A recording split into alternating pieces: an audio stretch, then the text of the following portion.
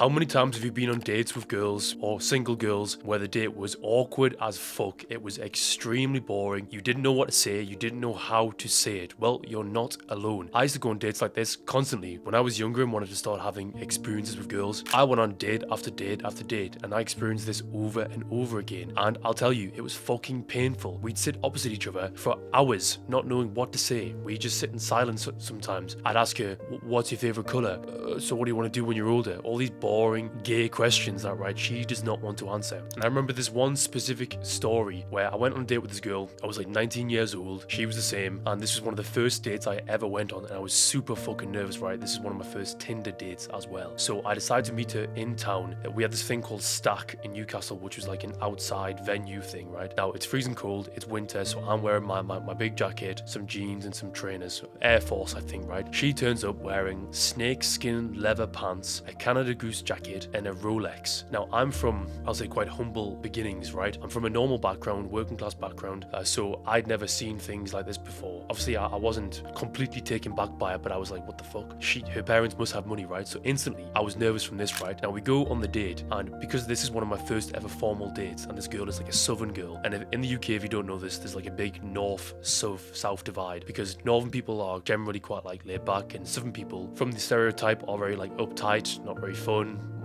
Whether that's true or not really. But back then I certainly believed it, and it seemed certainly true back then because she was like privately educated, very posh, whereas I am not posh, right? So we're on this date, I get her some drinks, we have like 2 bottles of Copperberg cider, which is quite nice, full of shit and sugar, right? But quite nice. And we're there about an hour, right? And we're just doing question after question after question, right? It doesn't go anywhere. I'm asking any question that comes to mind. There's not one laugh, not one smile. Very awkward, very boring. And I had many dates like this, and the point of why I'm telling this story is because I want you to avoid the painfulness that I experienced, the kind of awkwardness, the embarrassment, right? They're not knowing what to do, what to say, because this girl was hot and I wanted to escalate on the date. Now, long story short, I ended up escalating like 3 weeks later, right, with this girl, because she basically did it for me. But yeah, I'm going to teach you exactly how to avoid this, so that when you go on a first date, you know exactly what to do, exactly what to say to get the best result possible. Even if you're not looking to go home and sleep with the girl on the first date, you at least need to know how to escalate enough to make a good enough impression so that she wants to see you again. Because so many of you who watch my content, whether it's TikTok, Instagram, YouTube, you just don't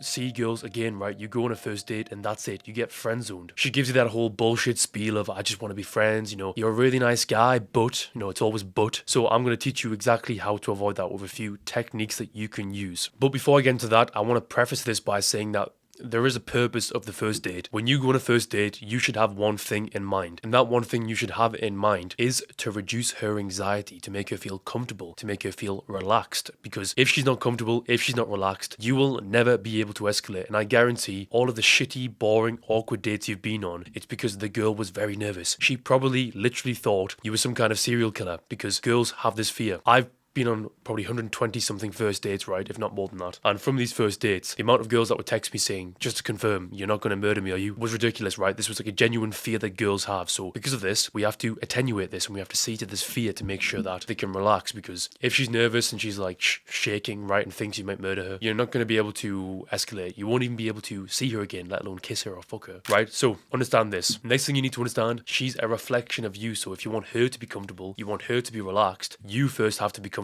You first have to be relaxed, right? Because if you're nervous, she's going to feel this energy coming from you, and then she's going to be very nervous as well, right? So very important. Now, Matthew, how do I not feel nervous on dates? Well, you need to do it more often and follow my advice that I'm going to give you. So let's get into things. So the first thing that you need to be doing when you're going on dates is avoiding logic. What I mean by this is stop asking so many questions. Your issue is you're taking energy from this girl. Every time you ask a question, you have to think you are like literally demanding energy from her. Whereas if you were to make an assumption or a statement or give something playful, you're giving her something to work with, right? You're giving her energy. So on my date experience, which I gave you like a brief little story of that date, but it had happened tens of times before that. The reason why it was so difficult was because I was just taking energy from her, right? And the reason why I was asking so many questions was because I didn't know what else to do. I didn't know how else to act. I was a very awkward person. I was very shy, very quiet, borderline autistic. So because of that, my default was, so what's your favorite color?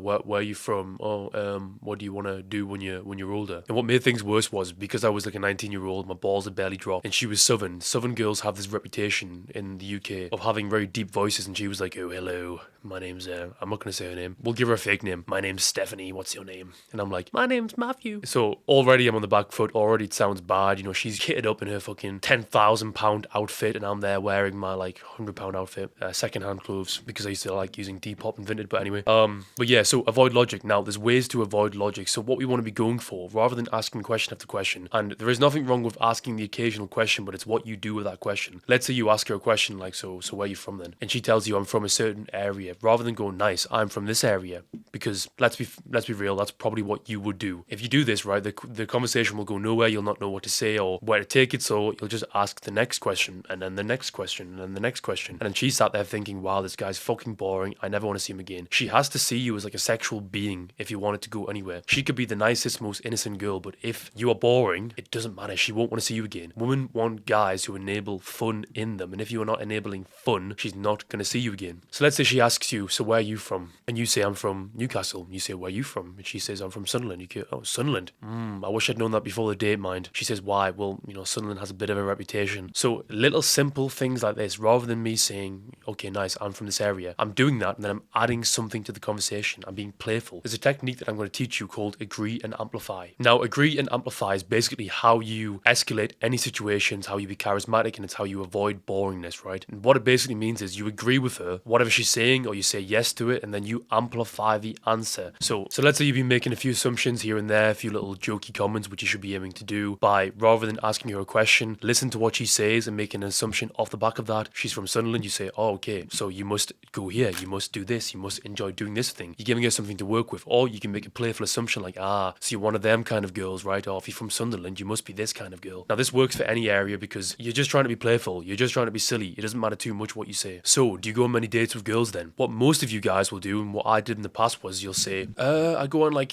3 dates every 2 months, and you'll give her like the honest, boring answer. Now, whatever the number is, she's going to make an assumption off the back of that, and she's going to make a decision and a judgment of you, right? Because if you tell her 100, she thinks you're a man whore. If you say 1, she thinks you're a virgin. If you say 10, she thinks, 10 dates and no girlfriend? Is there something wrong with him? So rather than answering the question honestly, we want to deflect. Now, this is why agree and amplify is so powerful, because it just opens the conversation up to something way more fun, way more teasing, playful, and now you can start escalating. So she asks you, so do you go on many dates with girls then? And you say, yeah, actually I do. You're number 1021. Say it with a straight face, and she stood there like, now I used to have this happen to me all the fucking time. Because I got very good at dates and girls could tell that I was going on lots of dates, they would ask me, do you get with many girls? Do you go on many dates? You look like a fuckboy. You look like this. And now rather than trying to defend myself, I'd go on the attack and I'd say, yes, I am a fuckboy. You'll be girlfriend number 21. You'll be my 4th wife. I'm looking for my new wife. Currently recruiting for position of my new wife, right? Like a playful way of saying it. And whilst you may think it pisses them off, they like this. They want this. They find this fun. They find this entertaining, because now they know, okay, he's socially competent, he's funny, he gets girls, and he's aware of it. Women want to know that you can attract other women. There is nothing more attractive than her knowing, okay, this guy doesn't need me, because if she thinks this guy gets no girls, she now thinks this guy's needy, he's desperate, he wants sex from me. But if she thinks you're already fucking girls by the jokes you make, then your life's way easier, right? Because girls want to feel comfortable around you. She feels comfortable around you when you demonstrate, I don't need you, right? I just want to date you and do whatever weird things you guys want to do to these girls. But yeah, so she asks you, do you get with many girls? And rather than giving the serious answer, you just exaggerate it.